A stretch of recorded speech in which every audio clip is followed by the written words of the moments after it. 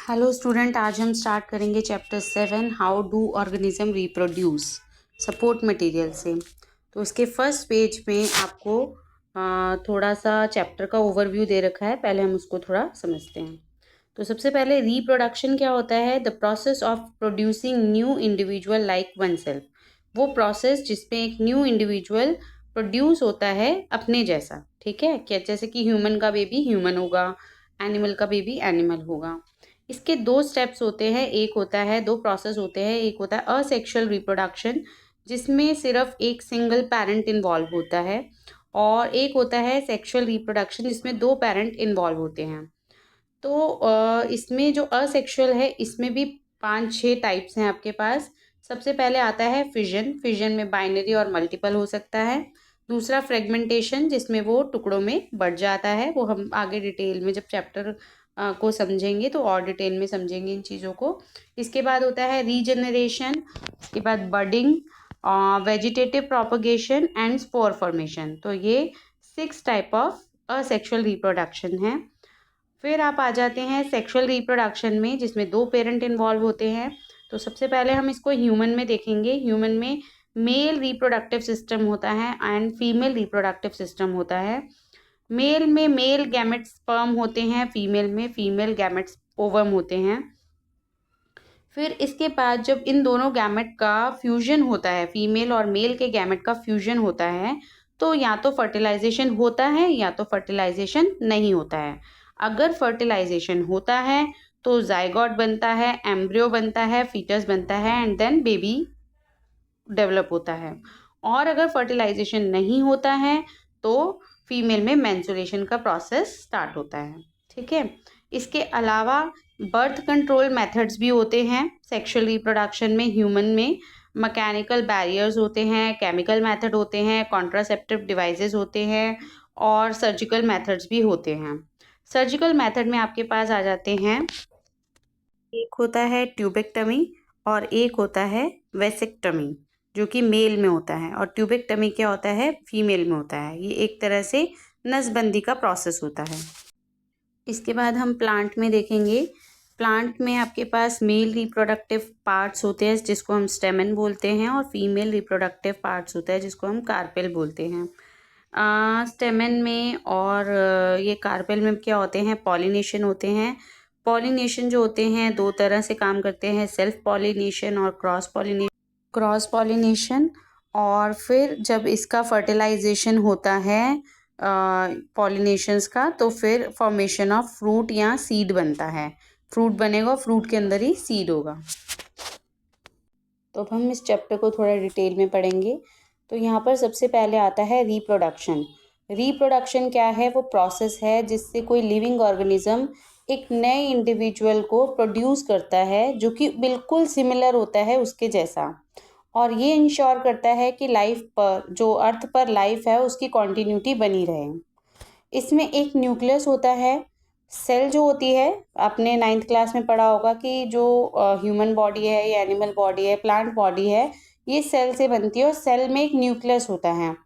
तो जो जो न्यूक्लियस होता है उसको हम डीएनए बोलते हैं, जो कि एक हेरिडेटरी मटेरियल होता है। हेरिडेटरी मटेरियल का मतलब ये है कि जो भी करेक्टरिस्टिक एक बॉडी में होगी और जब उसका बेबी होगा तो वही करेक्टरिस्टिक उसके बेबी में भी होगी। ठीक है, तो हेरिडेटरी मटेरियल होता है जिसका नाम होता है डीएनए, और डीएनए की फुल फॉर्म होती है deoxyribo nucleic acid. Deoxyribo nucleic acid. Okay, तो डीएनए क्या करता है? रेप्लिकेट करता है और एक नई सेल बनाता है।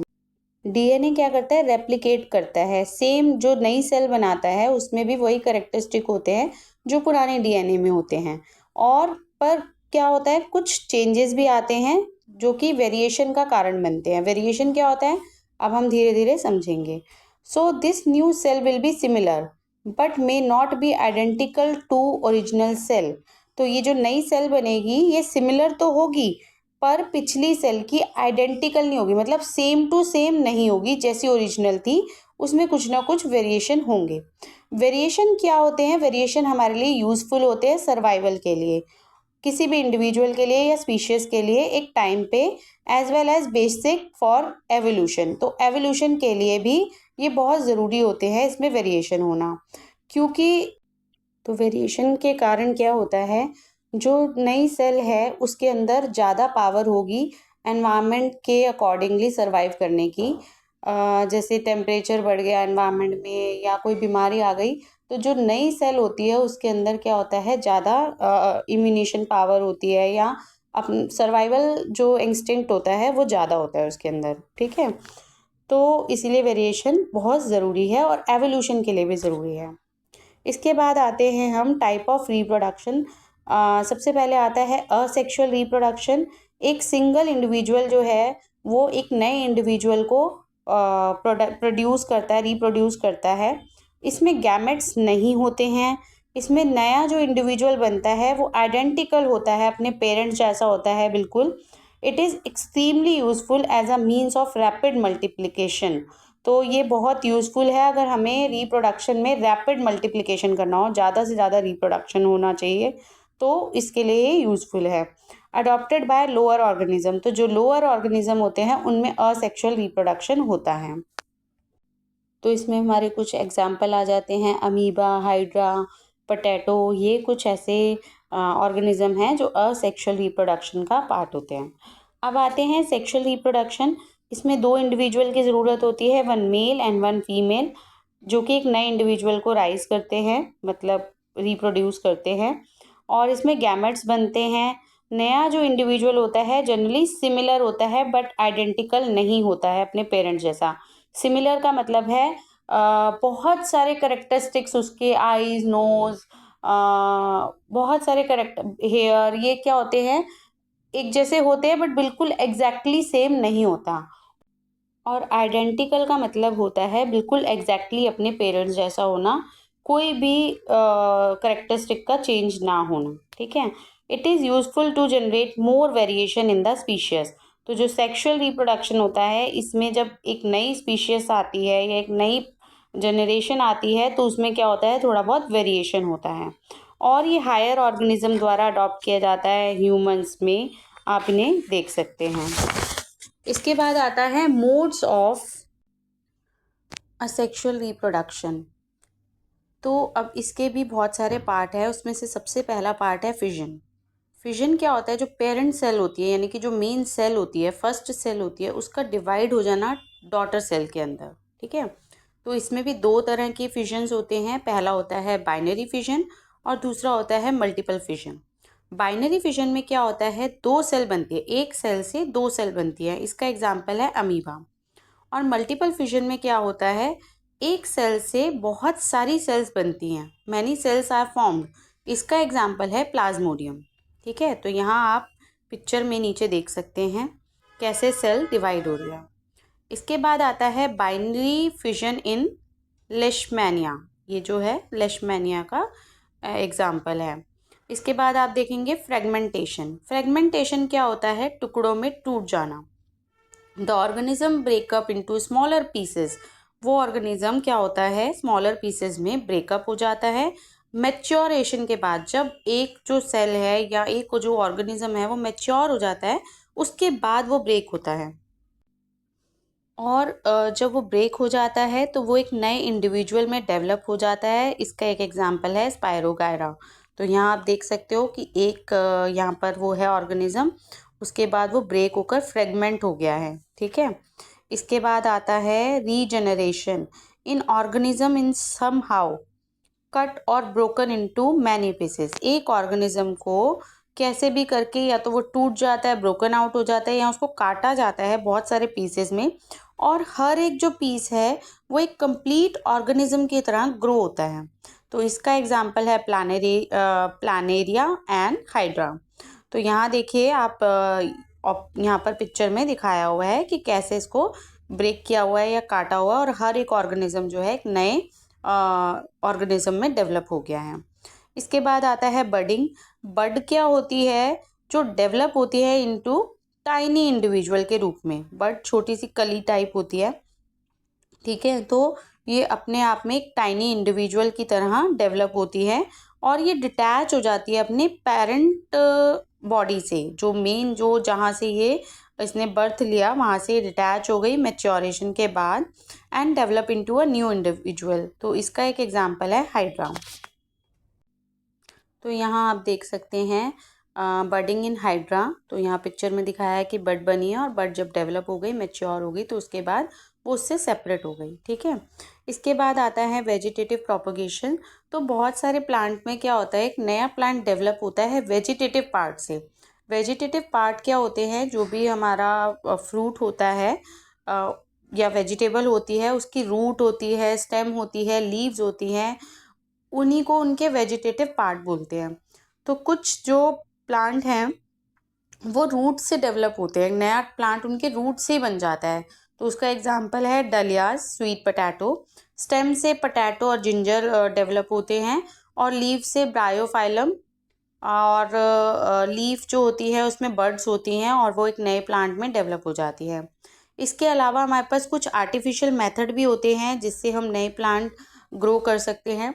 उसमें पहला जो होता है वो होता है ग्राफ्टिंग।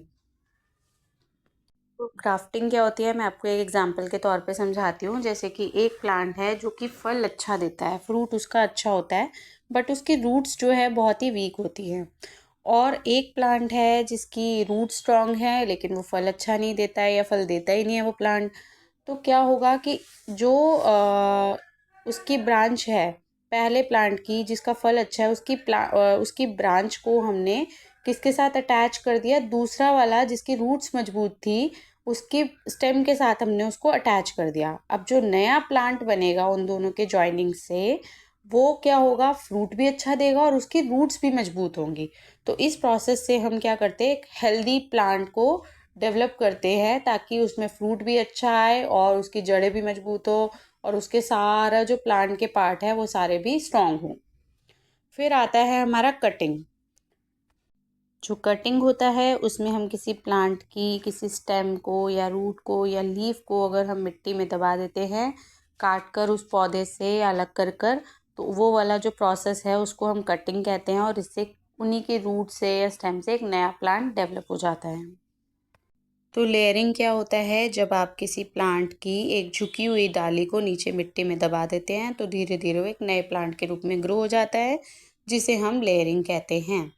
इसके बाद टिश्यू कल्चर क्या होता है, एक प्लांट के हम छोटे से हिस्से को लेकर लैब में रखते हैं और लैब में ही हम एक नया पौधा तैयार करते हैं जिसको टिश्यू कल्चर कहा जाता है। तो आप इमेज में देख सकते हैं कि टिश्यू कल्चर क्या है। अब टिश्यू कल्चर के बेनिफिट क्या हैं, कि जो एक नया प्लांट ग्रो किया जाता है वो एक टिश्यू से ग्रो किया जाता है। और हम कौन कौन से प्लांट इसमें ग्रो कर सकते हैं, banana, rose, jasmine, that have lost the capacity to produce seed. तो जो प्लांट अपनी कैपेसिटी खो चुके हैं सीड्स प्रोड्यूस करने की, हम उनको ग्रो कर सकते हैं। और जो नया प्लांट होता है ना वो जेनेटिकली सिमिलर होता है पेरेंट प्लांट के, और help in growing seedless fruit, और सीडलेस फ्रूट को भी ग्रो करने में ये हेल्प करता है। इसके बाद आता है spore formation. Spore are small bulb like structure. तो स्पोर क्या होते हैं, एक बल्ब जैसा स्ट्रक्चर होते हैं जो कि कवर्ड किए जा होते हैं थिक वॉल से, और जैसे उनको फेवरेबल कंडीशन मिलती है वो जर्मिनेट हो जाते हैं और एक नया ऑर्गेनिज्म प्रोड्यूस कर देते हैं। तो यहाँ आप पिक्चर में देख सकते हैं स्पोर फॉर्मेशन इन राइजोपस। ठीक है, और ये इसके पार्ट्स भी आप लर्न कर लेंगे, जो इसमें बल्ब लाइक प्रोजेक्शंस है उसको क्या बोलते हैं, और इसके जो सारे पार्ट हैं वो आपको याद करने हैं। इसके बाद आ जाते हैं हम सेक्सुअल रिप्रोडक्शन पे। तो जब रिप्रोडक्शन होती है तो क्या होता है, मेल गैमेट और फीमेल गैमेट का फ्यूजन होता है, उसको हम सेक्सुअल रिप्रोडक्शन बोलते हैं। तो जो फ्यूजन होता है गैमेट का, उसको जब वो फ्यूजन हो जाते हैं यानी कि मिल जाते हैं, वो गैमेट्स जो होते हैं एक दूसरे के अंदर बिल्कुल मिल जाते हैं, तो उसको हम बोलते हैं फर्टिलाइजेशन, जिसका क्या रिजल्ट होता है, वेरिएशन। मीन्स जो एक नई आइडेंटिटी आती है उसका एक नया स्ट्रक्चर होता है, कुछ जीन्स उसके मदर एंड फादर से आते हैं और कुछ वो नया डेवलप होता है अकॉर्डिंग टू नेचर। तो यहाँ पर आता है सेक्सुअल रिप्रोडक्शन इन प्लांट। तो flower are the reproductive organ of the plant. Flowers क्या होते हैं? रिप्रोडक्टिव ऑर्गन होते हैं प्लांट्स के लिए, क्योंकि फ्लावर में पॉलेंस होते हैं और उनके बाद ही एक नया प्लांट जन्म ले सकता है पॉलेंस की वजह से ही। A typical flower consist of 4 main parts. एक टिपिकल फ्लावर में क्या होते हैं? 4 पार्ट होते हैं, sepal, petal, stamen and pistil. तो टाइप ऑफ फ्लावर्स होते हैं, अब 2 टाइप के फ्लावर्स होते हैं। एक होता है बाइसेक्शुअल फ्लावर, जिसमें मेल और फीमेल रिप्रोडक्टिव पार्ट जो होते हैं वो दोनों होते हैं। एक ही फ्लावर में फीमेल पार्ट भी होता है और मेल पार्ट भी होता है। तो इसके एग्जाम्पल हैं हिबिस्कस एंड मस्टर्ड। एक होता है यूनिसेक्सुअल फ्लावर, जिसमें या तो मेल पार्ट होगा रिप्रोडक्टिव का या फिर फीमेल पार्ट होगा रिप्रोडक्टिव। तो इसके एग्जाम्पल है पपाया एंड वाटरमेलन। तो यहाँ फ्लावर की फ़ोटो देखेंगे, पिक्चर देखेंगे जिसमें पार्ट्स हैं, इसको आपको लर्न भी करना है। पेटल क्या है, एंथर है, फिलामेंट है, ये तीनों जो हैं स्टेमन के पार्ट हैं। And stigma, style, ovary, ovule, sepal, ये सब पिस्टल के पार्ट हैं। तो हम पढ़ेंगे प्रोसेस ऑफ सीड फॉर्मेशन। तो सीड कैसे बनता है एक पौधे में, एक फ्लावर में, बीज कैसे बनते हैं। तो पॉलन ग्रेन होते हैं जो कि एंथर में प्रोड्यूस होते हैं और फिर ट्रांसफ़र किए जाते हैं स्टिग्मा में उसी सेम फ्लावर की। उसको हम बोलते हैं सेल्फ पॉलिनेशन। मतलब एक ही प्लांट जो कि हमने बायोसेक्सुअल पढ़ा था, तो उसी में क्या होता है, एंथर होता है, उसमें पॉलन ग्रेन होते हैं और वो उसी फ्लावर के स्टिग्मा में ट्रांसफ़र किए जाते हैं, उसको हम सेल्फ पॉलिनेशन बोलते हैं। और जब स्टिग्मा ऑफ अनदर फ्लावर, मतलब किसी और फ्लावर में एंथर है और किसी और फ्लावर में स्टिग्मा है, और वहाँ पर जब ट्रांसफ़र किए जाते हैं एक फ्लावर से दूसरे फ्लावर में, तो हम उसको क्रॉस पॉलिनेशन कहते हैं। और जो ये पॉलन ग्रेन है, इनको ट्रांसफ़र करने के लिए कुछ एजेंट्स होते हैं, जैसे कि एयर, वाटर एंड एनिमल, जिनके थ्रू ये पॉलन ग्रेन ट्रांसफ़र किए जाते हैं। पॉलन ग्रेन जर्मिनेट होते हैं और एक पॉलन ट्यूब बनाते हैं जो कि स्टाइल से पास होकर ओव्यूल में जाते हैं, और ये ओव्यूल कहाँ पर होता है? ओवरी में होता है। ठीक है। The fusion of the male and female gamete is called fertilization. जब अभी हमने पहले भी पढ़ा था कि जो मेल और फीमेल गैमेट का फ्यूजन होता है तो उसको फर्टिलाइजेशन कहते हैं।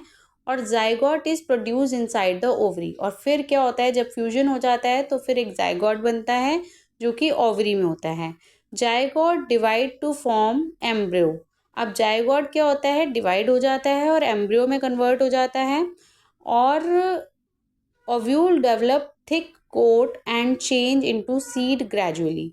और जो ओव्यूल होता है वो एक थिक कोटिंग हो जाती है उसमें, ठीक है, हार्ड कोटिंग हो जाती है, और फिर वो सीड में ग्रेजुअली चेंज हो जाता है, ठीक है, सीड बन जाता है।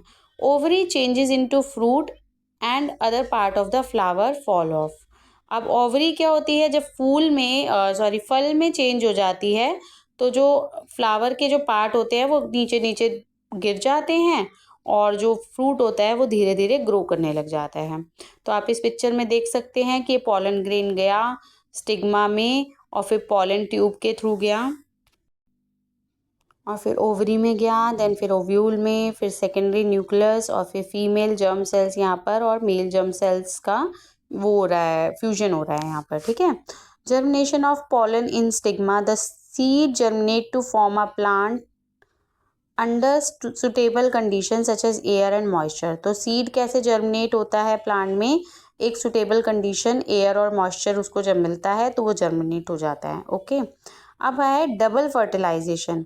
तो पहले फ्यूजन में क्या होता है, मेल गैमेट और फीमेल गैमेट जो है वो उनका फ्यूजन होता है, और सिनगैमिंग के दौरान जाइगोट बनता है। फिर जाइगोट जो है ग्रोथ और डेवलपमेंट होती है उसमें, और वो एम्ब्रियो में चेंज हो जाता है। सिनगैमी का मतलब है कि मेल और फीमेल गैमेट का फ्यूजन होना प्लांट के अंदर। तो हम सेकेंड फ्यूजन में देखेंगे कि मेल गैमेट होता है, प्लस इसमें सेकेंडरी न्यूक्लियस होता है, और प्राइमरी एंडोस्पर्म न्यूक्लियस ग्रो होता है जो कि ग्रोथ और डेवलपमेंट के काम आता है। अब इसको हम समझेंगे क्या होता है सेकेंड फ्यूजन। तो सेकेंड फ्यूजन में ना देखो अब क्या होता है, एक तो स्पर्म सेल होता है और दूसरा ना सेंट्रल सेल होता है, ठीक है। तो जो स्पर्म सेल होता है वो तो फीमेल गैमेट के साथ फ्यूजन होकर एक जाइगोट बन जाता है। तो जो दूसरा सेंट्रल सेल होता है ना, उसमें क्या होती हैं, पॉलन ट्यूब्स होती हैं, ठीक है। तो जो दूसरा वाला उसका सेल होता है वो उस ट्यूब में जाता है और ट्यूब में जाके उस न्यूक्ली के साथ मिलकर एक एंडोस्पर्म बनाता है। एंडोस्पर्म क्या होता है, वो उस सीड का फूड होता है, जो कि अभी जायगोट बना है। जायगोट का जो फूड होता है वो एंडोस्पर्म होता है। ओके। एंडोस्पर्म ना डिवाइड होकर क्या बनाता है, न्यूट्रिटिव टिश्यू में बदल जाता है। अब क्या होता है, इसका फ़ायदा क्या होता है, ये जो एम्ब्रियो होता है, ग्रोइंग एम्ब्रियो होता है, उसको न्यूट्रिशन प्रोवाइड करता है और उसके डेवलपमेंट में हेल्प करता है। तो ये एक तरह से जो प्रोसेस है इसको ट्राइप्लॉइड बोलते हैं। इसमें 3 सेट्स ऑफ क्रोमोसोम्स होते हैं। एक तो जो होता है स्पर्म होता है जिससे जाइगोट बनता है फ्यूजन के बाद, और एक होता है जो उसके न्यूट्रिटिव पोषण का काम करता है उस जाइगोट के लिए एम्ब्रियो में कन्वर्ट होने के बाद, ठीक है। आप इमेज में देख लो कि भाई पॉलन ग्रेन में 2 सेल्स होते हैं। एक तो स्पर्म सेल होती है जिससे जाइगोट बनता है, और एक जो दूसरी सेल होती है उससे एंडोस्पर्म बनता है जो कि उसी जाइगोट का फूड होता है, ठीक है। उसके बाद हम देखेंगे यहाँ पर हेप्लॉइड के बारे में। जैसे कि हेप्लॉइड में क्या होता है, सिंगल सेट ऑफ क्रोमोसोम होता है।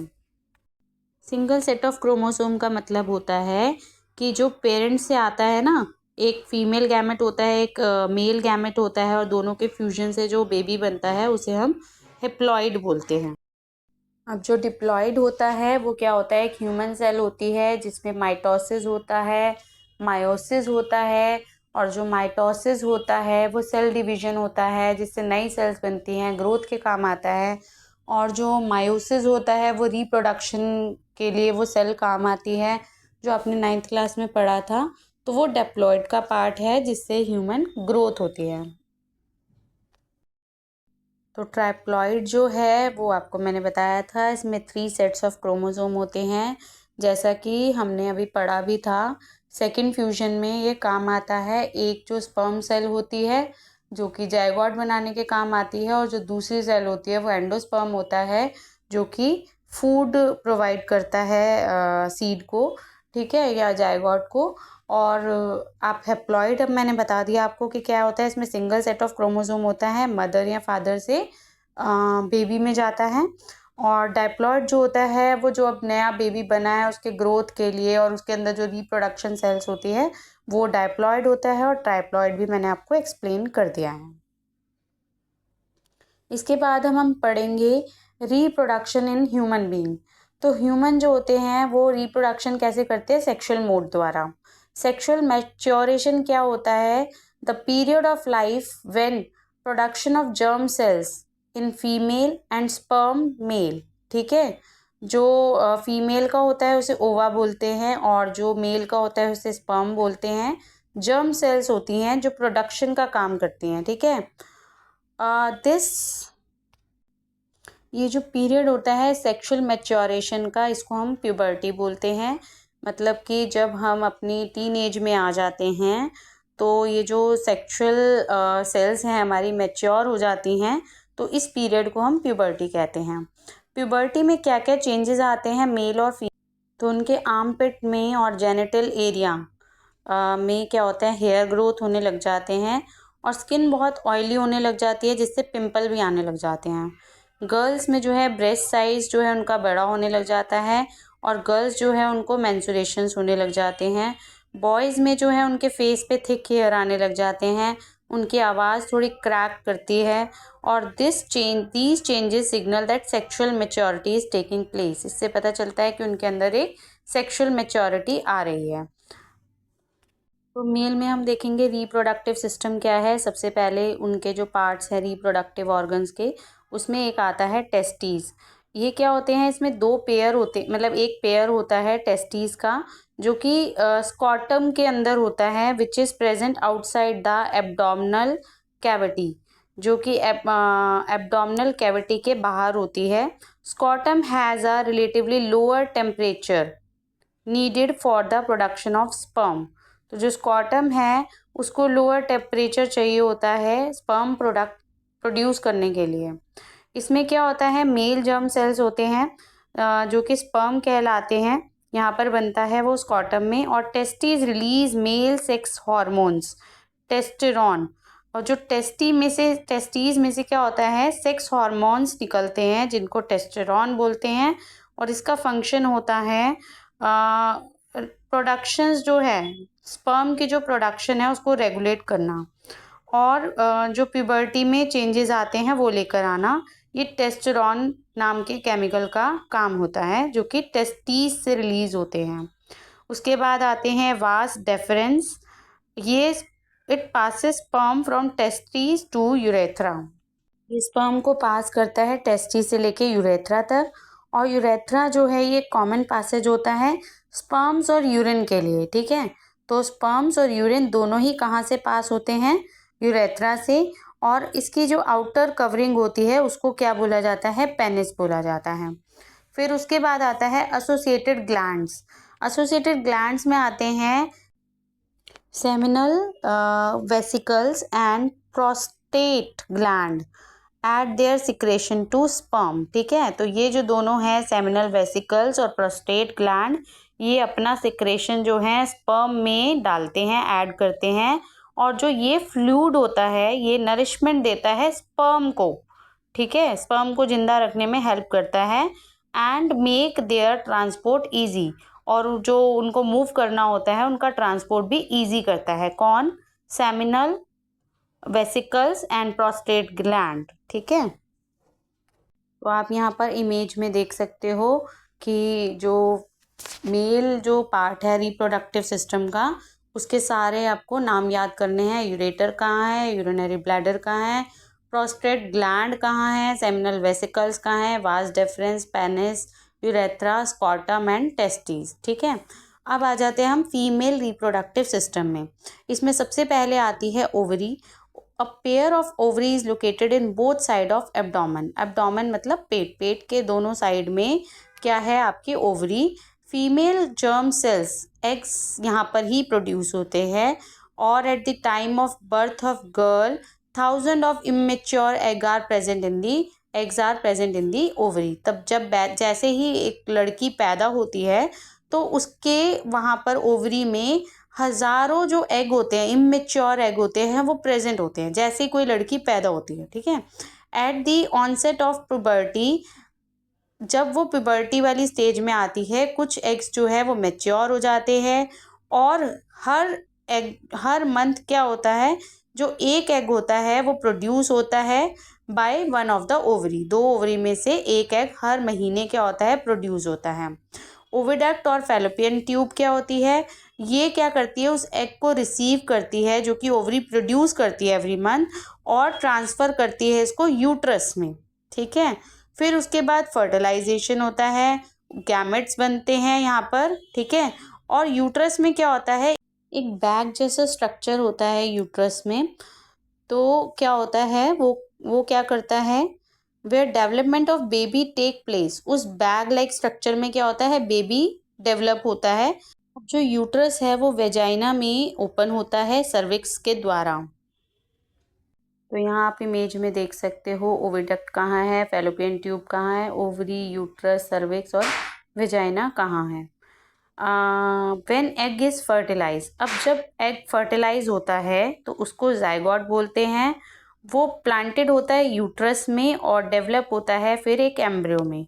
The embryo gets nutrition from the mother's blood.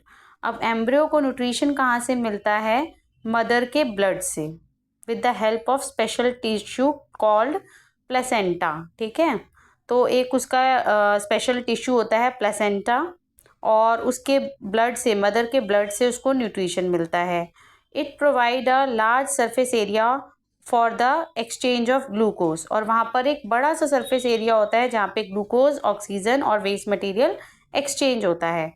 The time period from fertilization up to the birth of baby, ठीक है, फर्टिलाइजेशन से बेबी के बर्थ तक के टाइम को जेस्टेशन पीरियड बोलते हैं, और ये 9 मंथ का होता है।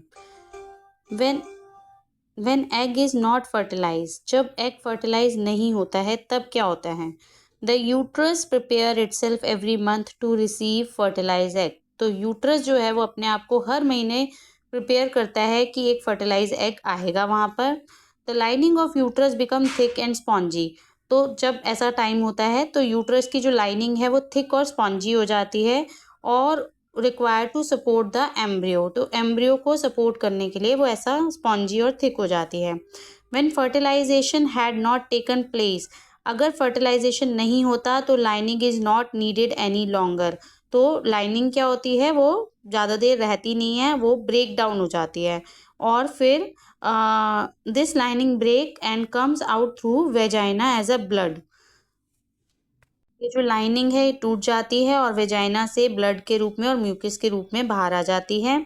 Cycle take around 28 days every month and call menstruations. ठीक है, तो ये साइकिल जो होती है 28 days की होती है और फिर उसके इसको हम क्या बोलते हैं? मेंस्ट्रुएशंस।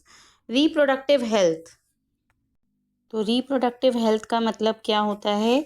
Total wellbeing in all aspect of reproduction. ठीक है, physical, emotional, social and behavioural जो हमारी हेल्थ है वो सब तरीके से ठीक रहनी चाहिए, उसको हम बोलते हैं रिप्रोडक्टिव हेल्थ। अब यहाँ हम डिस्कस करेंगे कि सेक्सुअली ट्रांसमिटेड डिसीज़ क्या होती हैं। तो बहुत सारी जो डिसीज़ेज़ होती हैं वो सेक्सुअली ट्रांसमिटेड होती हैं, जिसमें से एक है बैक्टीरियल, जिसमें से एक का नाम है गनोरिया एंड सिफिलिस, और वायरल से होती हैं warts and HIV AIDS. Use of condom prevent these infections to some extent. तो अगर कॉन्डम का इस्तेमाल करते हैं सेक्सुअली इंडल्ज होने से पहले तो इस तरह के इन्फेक्शन को रोका जा सकता है। इसके अलावा होते हैं contraceptions. It is the avoidance of pregnancy. अगर प्रेगनेंसी हो जाती है सेक्सुअली इंटीमेशन के दौरान तो उसको अवॉइड करने के लिए कॉन्ट्रासेप्शन का इस्तेमाल किया जाता है, जिससे फर्टिलाइजेशन ऑफ ओवा रोका जा सकता है।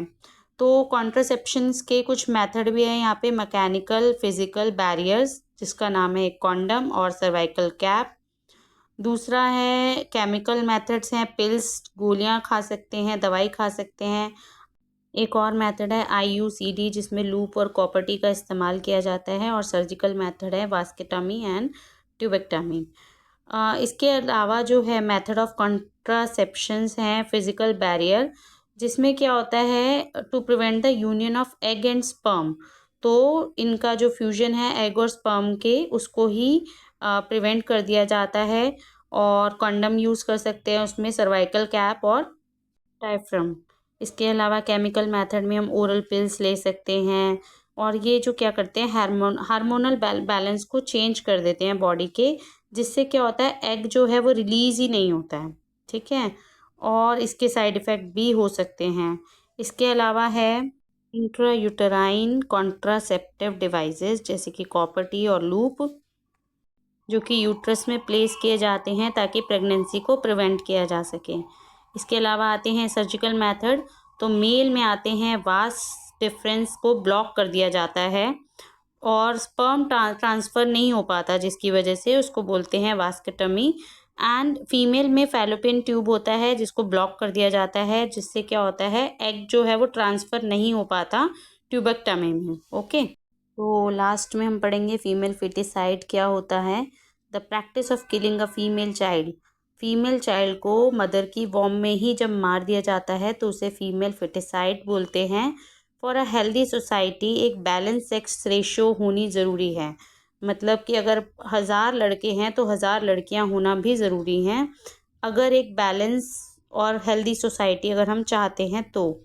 और इसके लिए हमें लोगों को एजुकेट करना पड़ेगा, मैल प्रैक्टिसेस को रोकना पड़ेगा, फीमेल फिटिसाइड्स को रोकना पड़ेगा, एंड पेरेंटल सेक्स डिटर्मिनेशन को भी रोकना पड़ेगा। पेरेंटल सेक्स डिटर्मिनेशन एक लीगल ऑफेंस है हमारी कंट्री में, जहाँ पर क्या किया जाता है, सेक्स का पता लगाया जाता है किसी बच्चे का कि वो लड़का है या लड़की है। ठीक है, और अगर हम इन सब चीज़ों को रोक पाएंगे, गलत चीज़ों को, लीगल ऑफेंसेस को रोक पाएंगे, तो हम एक बैलेंस सेक्स रेशो को मेंटेन कर पाएंगे।